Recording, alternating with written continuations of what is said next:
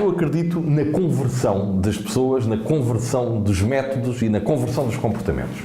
Hoje não vale a pena pensar se eu gostaria que tivesse ganho o Dr. Luís Chico de Carvalho ou se gostaria de um outro resultado qualquer. Este é o resultado. A sua pergunta tem incorporada a seguinte questão: vai tudo continuar na mesma? Eu acho que não. Eu acho que as pessoas aprendem com o passado. Aí sim, o passado é útil para nos ajudar a contornar as armadilhas que tivemos de suportar anteriormente. O passado ajuda-nos a ter um futuro melhor.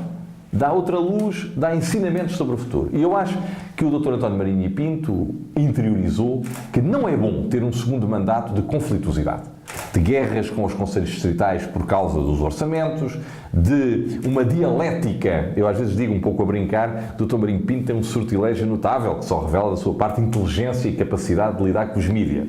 É que ele é o poder e tem um discurso de oposição. Isto é um 2 em 1 brilhantíssimo e extremamente eficaz. Ele é o poder, ele manda na ordem, mas ele é uma voz crítica relativamente às vezes até à própria ordem.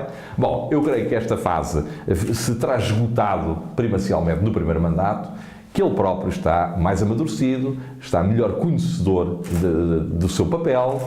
Creio que também os próprios conselhos distritais, que tinham também responsabilidades nesse clima, também tinham responsabilidades nesse clima. Não era uma responsabilidade exclusiva do bastonário, longe disso. Os conselhos distritais também notarão, com certeza, que viver num ambiente pacífico, um ambiente elevado, até porque olha, o nosso próprio estatuto diz que nós, advogados, nos devemos tratar com elevação, com correção para com os colegas. Essa correção, o melhor areópago, o melhor palco para lhe dar uso é precisamente a nossa casa, a nossa ordem.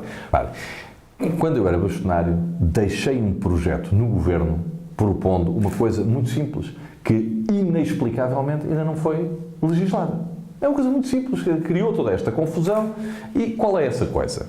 Primeiro, que só fossem admitidos à inscrição no estágio da ordem aqueles alunos que tivessem concluído, após a reforma de Bolonha, pelo menos a parte letiva do mestrado e com aproveitamento. Portanto, os mestres, obviamente que sim, mas também aqueles que tivessem frequentado com aproveitamento a parte letiva do mestrado. Isto porquê? Porque o nosso estatuto refere que têm acesso ao estágio os licenciados em Direito. Esta é a regra geral, há algumas exceções, mas não nos prendamos agora com as exceções. Ora, o conceito de licenciado aplicava-se a uma realidade e passou a aplicar-se a outra realidade. Ou seja, até à reforma de Bolonha, o licenciado frequentava um curso com 5 anos. Esta era a regra. Mas a reforma de Bolonha, tendo alterado os currícula e os tempos de duração da formação, e até os próprios módulos formativos, manteve o nome de licenciado para uma outra realidade. Portanto, naturalmente que a lei tinha de ser readaptada à circunstância de o significante ter um significado diferente. Isto é uma coisa que toda a gente entende. O Governo não promoveu, o Ministério da Justiça não promoveu, a Assembleia da República não alterou o Estatuto da Ordem e, portanto, criou esta desordem. O que é que o Sr. Bastonário diz? Diz, primeiro, que a habilitação suficiente não deve ser só a licenciatura. Concordo. Já não concordei, foi com o que ele fez, de criar um exame de admissão, porque isso é ilegal. E a Ordem tem de cumprir a lei. A Ordem tem de cumprir a lei. Mesmo que não goste da lei, como eu não gosto, tem de cumprir a lei. Portanto, onde é que eu o acompanho e onde é que não o acompanho? Na criação de um exame ilegal, por via regulamentar, não concordo com ele. Pelos vistos, o Tribunal Constitucional veio a dar razão a quem pensa como ele. Que se aumenta a habilitação necessária para entrar na Ordem, concordo. Aí convirjo com a posição atual do bastonário. Vou dizer, o problema fundamental da nossa justiça é a lentidão. Indiscutivelmente.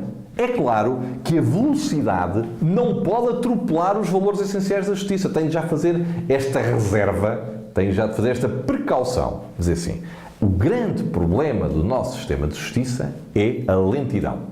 A lentidão nasce de duas questões fulcrais, na minha opinião. A primeira, as leis processuais. O nosso processo não é ágil. O nosso processo não é o caminho mais curto entre aquilo que se pretende, o ponto de partida e o ponto de chegada. O ponto de partida é uma situação submetida a juízo, o ponto de chegada é tomar uma decisão. Não.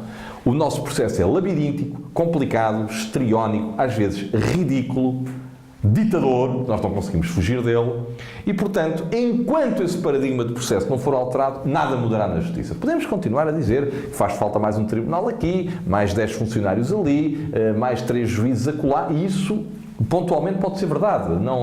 Obviamente que sem juízes, sem tribunais, sem estruturas, sem funcionários, sem meios, não se pode fazer justiça. Mas, com tudo isso, não havendo uma lei processual capaz, a justiça em Portugal não vai mudar. Portanto, não vale a pena continuarmos a fazer debates. Poder-lhe dar milhares de exemplos. As leis processuais obrigam-nos a fazer até algumas figuras tristes e deprimentes, obrigam-nos a recuar quando deveríamos avançar, a regredir quando devíamos progredir em cada processo, a cumprir rituais que todos sabemos inúteis e que são capazes de envolver 10 advogados, 3 juízes, um procurador, numa diligência inútil porque a prova se perde em 30 dias e todos temos de fazer uma romaria ao local.